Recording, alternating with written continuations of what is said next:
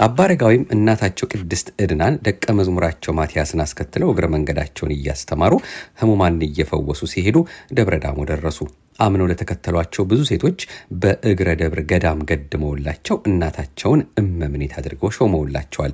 ከዚህ በኋላ ከእግረ ደብር ሆነው አሁን ይህን ተራራ በምን ልወጣው እችላለሁ እያሉ ሲያወጡ ሲያወርዱ የታዘዘ ዘንዶ መጥቶ ጅራቱን ከመንፈቀ ደብር አድርጎ ከዚህ ተራራ ምን አለ የምትቀምሰው የምትልሰው አታገኝ፣ ዋዕየ ፀሐዩ ቁረ ሌሊቱም አያስቀምጥህም አላቸው። የታዘዝከውን አትፈጽምን? ይልቅስ ጅራትን አውርድና ጎትታ አውጣኝ አሉት።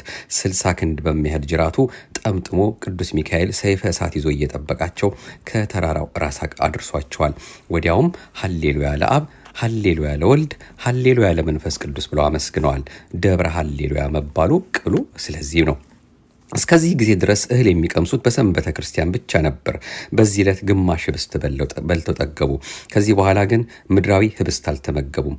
መላእክት በሰንበተ ክርስቲያን ሰማያዊ ህብስት፣ ሰማያዊ ወይን እያመጡላቸው ያን ቀድሰው ይቀበሉት ነበር።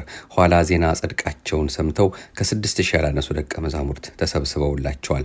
99 ዓመት ሲመላቸው ጌታ በመንፈቀ ሌሊት ተገልጾ ድካምህን አይቻለሁ፣ ጸሎትህን ሰምቻለሁ፣ ምድራዊ መንግስትህን ትተህ ስላገለገልከኝ ህልፈት ሽረት የሌለባት ሰማያዊ መንግስቴን አወርስሃለሁ። መታሰቢያህንም ላደረገ በጸሎትም ለታመነው ሁሉ በመላእክቴ ፊት ባለሟልነትን እሰጠዋለሁ።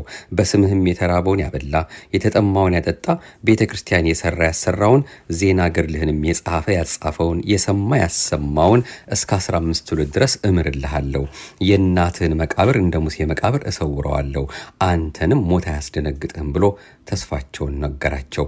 መነኮሳቱን ሰብስበው ከእንግዲህ በስጋ አታዩኝም ብለው ነግረዋቸው አበምኔት ሾመውላቸው ተሰውረዋል።